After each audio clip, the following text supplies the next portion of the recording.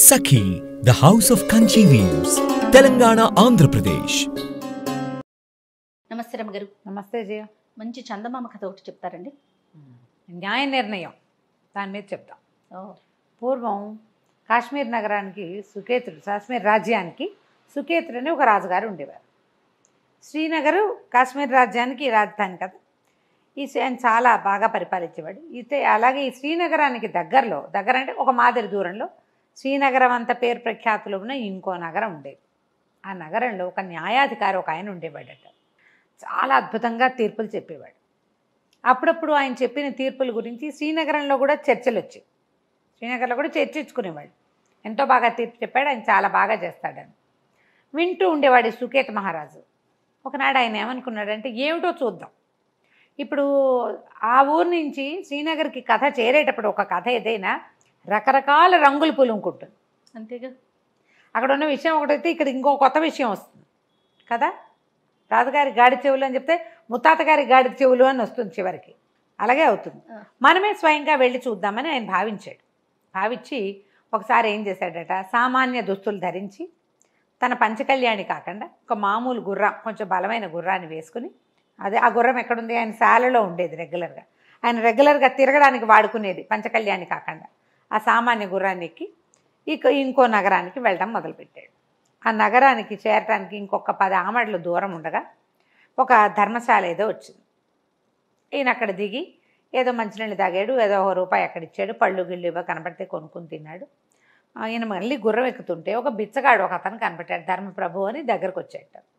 ఈయన ఒక పావలా తీసి వాడి చేతిలో పెట్టబోతే అతను అన్నాడు, బాబా అది కాదండి, శ్రీనగరం వెళ్ళాలి, మరి అడుక్కునేవాడిని కానీ నేను, కాస్త ఏదో ఎవరి ధర్మం మీద అయినా బతికేవాడిని, కానీ వెళ్ళడానికేమో ఏ బండి దొరకలేదండి, మరి వానొచ్చేలాగా ఉంది, మీ గుర్రం ఎక్కించుకుని నన్ను దింపుతారా కాస్త అన్నాడు.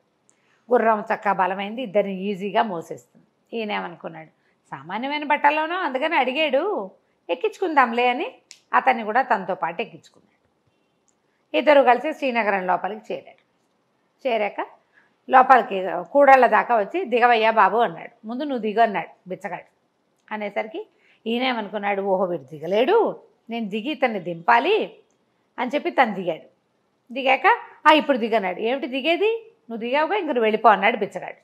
రాజుగారు ఆశ్చర్యపోయాడు, అదేమిటి నా గుర్రం మీద కూర్చుని అలా అంటావు అనగానే బిచ్చగాడిని, నీ గుర్రం ఏమిటి, ఇంకా నయం, ఈ గుర్రం నాది, నువ్వు నిన్నెక్కించుకున్నా, కూడళ్లలో నీవు దింపా, ఈ ఊరు మాది, ఈ గుర్రం నాదని మొదలుపెట్టాడు.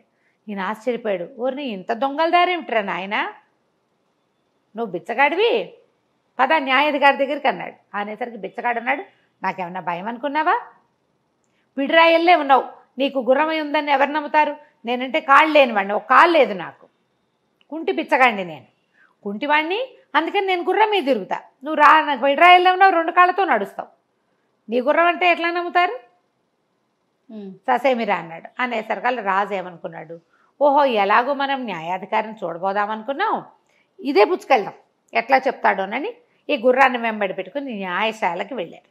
ఓకే. ఈయన కూడా ఎక్కాడు, ఇద్దరు కలిసి అక్కడ దాకా పోయాక సరే ఈయన లోపలికి వెళ్ళాడు. న్యాయం కోసం వచ్చామని చెప్పారు. బిచ్చగాడు ఇంకా గుర్రం మీదే కూర్చున్నాడు, ఈయన మాత్రం గుర్రం దిగాడు. లోపలికి తీసుకెళ్ళారు. న్యాయాధికారి ఎవరినైనా ఏమిటంటే, అయ్యా మాది శ్రీనగరం అండి, నేను ఇక్కడ పని మీద వచ్చాను, ఒక వ్యక్తిని కలుద్దామని, వచ్చే దారిలో ధర్మశాల దగ్గర ఆగాను, అక్కడ ఇతను ఈ కాలు లేని మా కాలుకి చేతి కింద చెక్క కాలు పెట్టుకున్న ఒక అతను నన్ను సహాయం అడిగితే ఎక్కించుకున్నాను బాబు, కూడల దగ్గర దింపుతుంటే ఈ గుర్రం నాదని మొదలుపెట్టాడు, తీసుకొచ్చాను అన్నాడు. ఏమయ్యా నీ సంగతి ఏమిటని ఆయన అడిగాడు న్యాయాధిపతి. ఈ బుచ్చగాడు అన్నాడు, కుంటి బిచ్చగాడు, కాదండి బాబు, నాకు అసలు కాళ్ళు లేదు, ఒక కాలేమో పూర్తిగా లేదు, మోకాలు దాకా లేదు, 2వ కాలు పాదం దాకా లేదు, నేను కర్రలతోటి నడుస్తానండి, మరి తిరగలేక నేను గుర్రం కొనుక్కున్నాను, నా శక్తి అంతా ధారపోసి, ఈ గుర్రం నాదండి, ఆ రోడ్డు మీద ధర్మశాల దగ్గర ఉండి ఊళ్ళోకి వెళ్ళాలంటుంటే బళ్ళు ఎందుకని పోనీలేమని నేను ఎక్కించుకుంటే ఇట్లా అంటున్నాడండి అన్నాడు. ఆయన ఇద్దరికేసి పరకాయించి చూసి ఓ పని చేయండి, గుర్రాన్ని ఈరోజు మా దగ్గర అట్టి పెట్టండి, రేపొద్దున చెప్తా వెళ్ళిపోండి మీ ఇద్దరు అన్నాడు. అదే సమయానికి ఇంకో ఇద్దరు వచ్చారు. ఒక ఆవిడ మూగావిడని తీసుకుని ఇద్దరు, ఒక కరణం గారు ఒక రైతు. ఆ మూగావిడ తమ భార్య అంటే తమ భార్యని కొట్టుకుంటున్నారు వాళ్ళిద్దరు. ఆమెమో చెప్పలేదు. ఆమె ఏం చెప్పలేదు కదా భర్త ఎవరు అంటే. ఆవిడకి బాగా మాటలు కూడా అర్థం కావు. సరే ఈయన ఏమన్నాడు, ఆ భార్యని ఇక్కడ అట్టుపెట్టి మీ ఇద్దరు బొండి రేపు పొద్దున్న రండి అన్నాడు. అక్కడి నుంచి ఇంకో ఇద్దరు వచ్చారు. ఒకడేమో నూనెగా అనుకోవాడు, వాడు ఒళ్ళంతా అక్కడక్కడ నూనె మరకలు, చేతుల నిండా నూనె జిడ్డు, నూనె మరకలు, వాడు నూనె వాసన వస్తూ. ఇంకొకడు కటికవాడు, అంటే అతను మాంసం కొట్టువాడు అనమాట. అతని చేతిలో ఇంత డబ్బులుంటే ఏమని చెప్తున్నారు, బాబు నేను నూనె కొనుక్కోవటానికి వచ్చానండి, జేబులో చిల్లర ఎంచుతుంటే ఆ డబ్బులన్నీ నావేనంటున్నాడండి నూనె కొట్టువాడు అని కటికవాడు చెప్పాడు.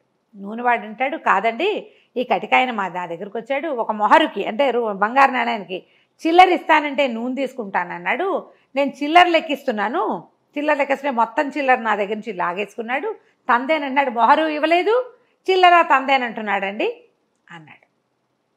అనేసరికల్లా ఇహ సరే ఈయనేమన్నాడు, చిల్లరంతా అక్కడ పెట్టండి, మీ ఇద్దరు వెళ్ళి రేపు పొద్దున్న రండి అన్నాడు.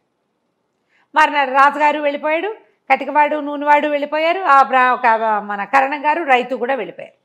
మర్నాడు పొద్దున వచ్చేసరికల్లా సరే ఈయన ఏం చేశాడు, కరణం గారిని మొదట పిలిచాడు, మీ ఆవిడ మీరు తీసుకుపోండి అని చెప్పి ఆ రైతుకి 50 కొరడా దెబ్బలు కొట్టండి రా వీణ్ణి అని రైతుకి 50 కొరడా దెబ్బలు విధించాడు. ఓకే. రాజుగారు చూస్తున్నాడు, కరణం గారి భార్య ఆవిడ మూగావిడ ఉంది కదా, భర్తను చూడగానే కొంగు కప్పుకుని ఆయన వెనకాల పడి వెళ్ళిపోయి. అక్కడి నుంచి ఈ నూనె కాసులు నూనెవాడు కటికవాడు, మొత్తం కాసులు చిల్లర నాణ్యాలన్నీ కటికవాడివి, నూనెవాడికి 50 కొరడా దెబ్బలు విధించారు. నువ్వు మోసం చేయడానికి చూసావు, వ్యాపారాల్లో మోసాలు చేయడానికి కుదరదు, ఇంకొకసారి కనుక మళ్ళీ నువ్వు ఇలాంటి అభియోగంతో వచ్చావంటే నీ వ్యాపారపు లైసెన్స్ క్యాన్సిల్ చేస్తామని వాడిని బెదిరించారు.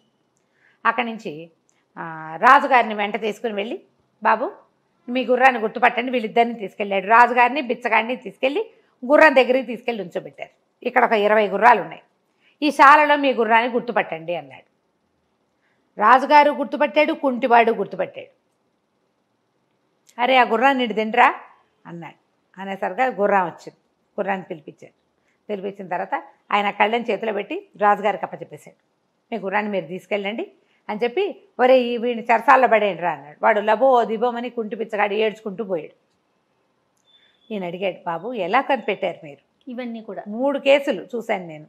ఇప్పుడు నా గుర్రం నాదే, న్యాయంగా జరిగింది, నాకు ఇచ్చిన తీర్పు న్యాయమైన తీర్పు, నా గుర్రం నాదే, కానీ ఎలా గుర్తుపట్టారు మీరు అని. నేను గుర్తుపట్టాను నా గుర్రాన్ని. కుంటివాడు కూడా గుర్తుపట్టాడు కదా, కుంటివాడు వాడు 1 గంట ప్రయాణం చేశాడు, 2 గంటలు ఆ గుర్రపు తాలూకు రూపరేఖలన్నీ చూస్తూ ఉన్నాడు. ధర్మశాలలో రాజుగారి లోపల భోజనానికి వెళ్ళాడా, ఏదో తాగడానికి వెళ్ళాడు. వీడు బయట కూర్చుని గుర్రం తాలూకు చెవులు ముక్కు మూతి అన్నీ పరీక్ష చేసి 100 గుర్రాల్లో కూడా దాన్ని గుర్తుపట్టేంత పరిజ్ఞానాన్ని సంపాదించేసుకున్నాడు. 1 గంట 2 గంటల ప్రయాణం చేశాడు, వాడు గుర్తుపడతాడు న్యాచురల్. అంటే ఆయన పక్కపక్క అన్నవాడు, మీరు గుర్తుపట్టడం కాదండి, మీ గుర్రం మిమ్మల్ని గుర్తుపట్టింది. గుర్రము కొత్త వాడిని చూస్తే ఏమీ ఎక్స్ప్రెషన్ ఇవ్వదు, చూస్తూ ఉంటుంది. వీడెవడో నాకెందుకు అని 100 మందిని చూస్తుంది, అది ఎవరిని చూసినా ఎక్స్ప్రెషన్స్ ఇవ్వదు. గుర్రం ఓనర్ని చూస్తే ఎక్స్ప్రెషన్ ఇస్తుంది, అది కళ్ళార్పి చెవులే దిక్కపడుస్తుంది. దానికేసే చూస్తే మనకు అర్థమవుతుంది. పరిచితమైన ముఖం కనపడితే దాని లక్షణం వేరుగా ఉంటుంది, దాని ఓనర్ని అది గుర్తుపడుతుంది, తన మీద స్వారీ చేసేవాడిని అది గుర్తుపట్టేస్తుంది కదా. అంతేగా, మీ గుర్రం మిమ్మల్ని గుర్తుపట్టిందండి, అదే లెక్క, అది మీతో ఉంది, ముష్టి పిచ్చగాడిది కాదు అది, అది వాడెవడో కూడా దానికి తెలియనట్టు కాదు. ఓసారి ఎక్కితే దానికేం లెక్క, రోజు ఎక్కేవాడు, దాన్ని నిమిరేవాడు, దాన్ని కావలించుకునేవాడు, ఆ వాళ్ళు కదా దానికి కావాల్సింది. అనేసరికి రాజుగారికి ఆశ్చర్యం వేసింది. చాలా బాగా కనిపెట్టారండి, ఈ 2 కేసులు ఎలా చేశారు మీరు అన్నాడు. ఇది కూడా విచిత్రమైనది ఏం కాదు, కరణం గారి భార్యని మా ఇంటికి తీసుకుపోయాను, రాత్రి ఆవిడ అమ్మ కలం ఇచ్చి పెన్నులో ఇంకుపోయమ్మా అన్నాను. వాడు క్షణాల్లో పోసేసి ఇచ్చేసింది. రోజు చేస్తుంది ఆవిడ ఆ పని. రైతు భార్యకి పెన్నులో ఇంకుపోయటం ఎటా వస్తుంది? అంతే కదా, కరణం గారి భార్య కాబట్టి ఆయన రాసుకుంటాడు, ఆవిడ పెన్నులో ఇంకుపోసి పెడుతుంది భర్తకి. బాగుంది. కలం దానిలో పోయమంటే చక్కగా పోసేసి మూత పెట్టింది, వేళకంటలేదు, కింద చుక్క పడలేదు. అంచేత ఆవిడ కరణం గారి భార్య అని తెలుసుకున్నాను. తర్వాత ఆవిడ భర్తను చూడగానే కొంగొప్పుకుని ఆయన వెనకాల పడి వెళ్ళిపోయింది, చూసారా అన్నాడు. మరి ఇప్పుడు ఈ కాసులు ఎట్లా కనిపెట్టారండి? చిల్లర అంటే దాందే ఉంది. నూనె గానుగ వాడు వచ్చాడా, చేతులంతా జిడ్డోడుతూ నూనెగా ఉన్నాయి. వాడు చిల్లర లెక్క పెడుతుంటే వాడి చేతిలో నుంచి కటికవాడు లాక్కున్నాడని చెప్పాడు. మరి ఇప్పుడు నూనె చేతులతో కాయిన్స్ లెక్క పెడితే నూనె అంటదా వాటికి? ఇంటికి వెళ్ళంగానే కాసులన్నీ నీళ్ళలో పోసాను, నీటిలో పోస్తే వాటి మీద ఉన్న జిడ్డంతా తేలాలి, కానీ ఆ కాసుల మీద జిడ్డే లేదు, అవి చిన్న ఏదు వాసన వస్తున్నాయి. ఓకే. మరి అతను మాంసం కొట్లో ఉంటాడు, అదే, అదే. ఎంతో కొంత మాంసపు వాసన అంటదు వాటికి. కాబట్టి ఆ కాసులు పూర్తిగా కటికవాడివే. వాడే లెక్క తీస్తుంటే డబ్బులు తీసి లెక్క పెట్టుకుంటాడు నూనె కొనుక్కోవడానికి. ఈ నూనె వాడికి దురదొచ్చింది ఆ డబ్బులను చూసేసరికి. అవి లాక్కోవడానికి ఎత్తేసాడు. వాటి మీద ఏ జిడ్డు లేదు, ఆ చిల్లరంతా నాదని ఇతను అంటున్నాడు. కానీ అది జరగలేదనేసరికి రాజు చాలా ఆశ్చర్యపోయాడు సుకేతుడు. మంచి సరదా వచ్చింది ఆయనకి. థ్యాంక్స్ చెప్పి తన గుర్రాన్ని తీసుకుని శ్రీనగరానికి వెళ్ళిపోయి ఓ 10 రోజుల తర్వాత చక్కగా రాజలాంఛనాలతోటి ఈ నగరానికి ఈ న్యాయాధికారిని పిలిపించుకుని తన దగ్గరే శాశ్వతంగా అట్టపెట్టుకున్నాడు. ఎందుకంటే అతను పొరపాటు పడ్డు, తప్పులు చేయకుండా ఉండడానికి మ్యాక్సిమం ప్రయత్నం చేస్తాడు. న్యాయమైన ఐడియాలు తెలివితోటి చేస్తాడు. ఎంత తెలివిగా ఉన్నాయి చూడు, మూడు విషయాలు. కూడాను. ఇలాంటి తెలివిగల నిర్ణయాలు చేసేవాళ్ళు పాతకాలపు న్యాయాధికారులు.